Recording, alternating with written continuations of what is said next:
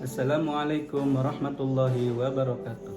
Perkenalkan, nama saya Jepri Setiadi, peserta Latsar CPNS tahun 2023 angkatan 106, kelompok 2 yang berasal dari instansi Kabupaten Lebak. Pada pembelajaran agenda kedua kali ini, kami mempelajari nilai-nilai ASN. Nilai ini harus dimiliki oleh seorang ASN dan tidak boleh dilanggar karena sebagai ASN kita harus bangga melayani masyarakat. Nilai ASN kali ini adalah berakhlak. Berakhlak sendiri merupakan akronim dari berorientasi, pelayanan, akuntabel, kompeten, harmonis, loyal, adaptif, dan kolaboratif. Pada kesempatan kali ini, saya akan mengambil satu bahasan nilai dasar berakhlak, yaitu berorientasi pelayanan.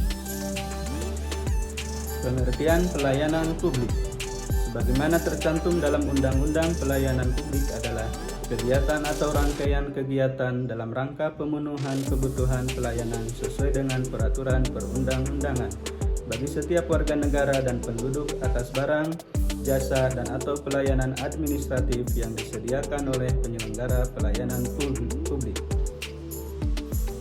Prinsip pelayanan publik yang baik adalah 1. Partisipatif, transparan, responsif, tidak diskriminatif, mudah dan murah, efektif dan efisien, aksesibel, akuntabel, dan berkeadilan.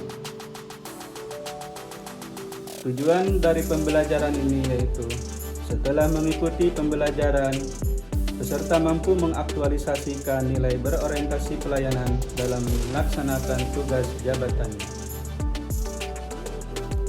Kompetensi yang ingin dicapai yaitu 1. Memahami dan menjelaskan pelayanan publik secara konseptual atau teoritis. 2. Memahami dan menjelaskan panduan perilaku kode etik. Yang ketiga, mengaktualisasikan nilai berorientasi pelayanan dalam pelaksanaan tugas jabatannya masing-masing. Yang keempat, menganalisis kasus dan atau menilai contoh penerapan berorientasi pelayanan secara tepat. Contoh penerapan materi di Puskesmas Citore. Yang pertama, ketepatan waktu pelayanan mulai dari pendaftaran pasien sampai dengan waktu tunggu pemeriksaan. Yang kedua, akurasi pelayanan. Bebas dari kesalahan dengan cara melakukan identifikasi pasien mulai dari pendaftaran, ruang pemeriksaan, pemeriksaan laboratorium, dan pemberian obat sehingga dapat meminimalisir kesalahan. Yang ketiga, kesopanan dan keramahan dalam memberikan pelayanan dari semua unit. Yang keempat, kemudahan mendapatkan pelayanan dengan banyaknya petugas yang selalu siap melayani dalam memenuhi kebutuhan pelayanan. Yang kelima, kenyamanan dalam memperoleh pelayanan seperti lokasi, ruang tempat pelayanan, tempat parkir, kesediaan informasi, dan lain-lain. Yang terakhir, atribut pendukung lainnya seperti ruang tunggu yang difasilitasi dengan televisi dan kebersihan dan lain-lain. Modul yang kedua yaitu modul akuntabel. Deskripsi singkat materi. Pengertian akuntabilitas. Dalam konteks akuntabilitas, perilaku tersebut adalah kemampuan melaksanakan tugas dengan jujur, bertanggung jawab, cermat, disiplin, dan berintegritas. Kemampuan menggunakan kekayaan dan barang milik negara secara bertanggung jawab, efektif, dan efisien. Kemampuan menggunakan kewenangan jabatannya dengan berintegritas tinggi. Tingkatan akuntabilitas. Akuntabilitas stakeholder, akuntabilitas organisasi, akuntabilitas kelompok, akuntabilitas individu, akuntabilitas personal. Tujuan dari pembelajaran ini yaitu yang pertama, memahami nilai-nilai dasar dan konsep akuntabilitas serta mengaktualisasikannya. Yang kedua, mempunyai pilihan yang tepat dan benar ketika terjadi konflik.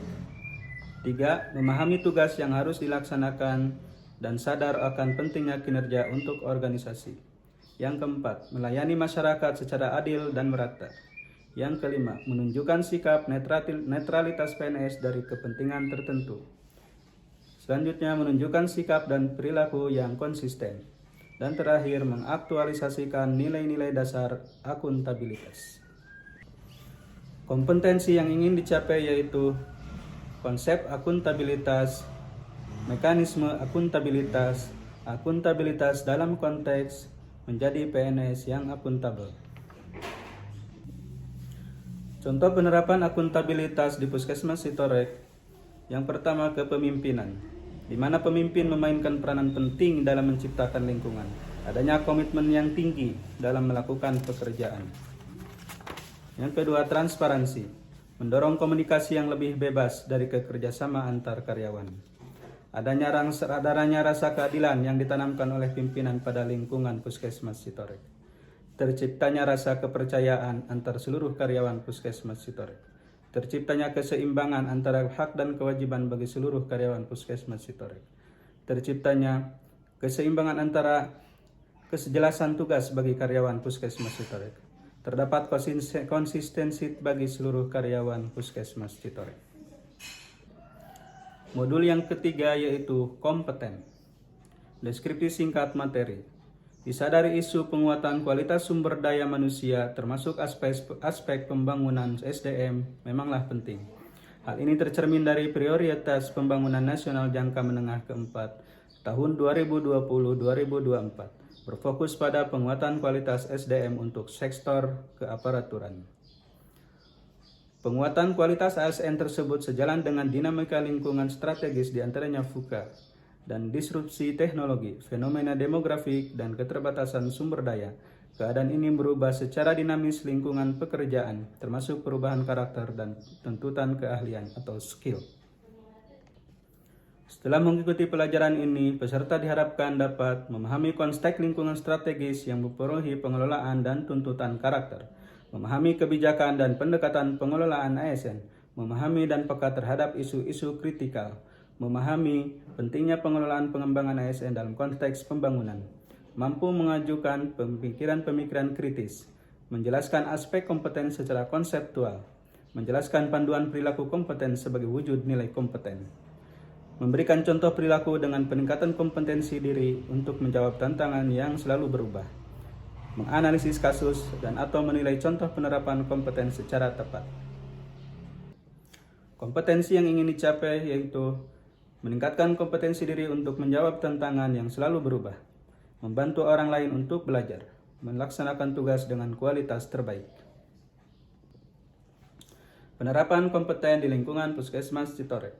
Yang pertama, karyawan yang berkompeten siap untuk selalu belajar jika ada hal yang baru atau tidak tahu. Dalam peningkatan kompetensinya, karyawan PKM Sitorek dapat melalui belajar mandiri atau dengan orang lain. Jika masih ada yang kurang paham dan tidak tahu tentang permasalahan yang ada, karyawan dapat mencari tahu melalui buku, e-learning, coaching, atau mentoring. Yang keempat, seorang karyawan yang kompeten memiliki ciri kepribadian yang bersemangat. Karyawan PKM Sitorek tidak segan dalam membantu orang lain untuk belajar. Karyawan PKM Sitorek yang kompeten selalu mengupayakan diri untuk menyelesaikan tugas dengan kualitas yang terbaik.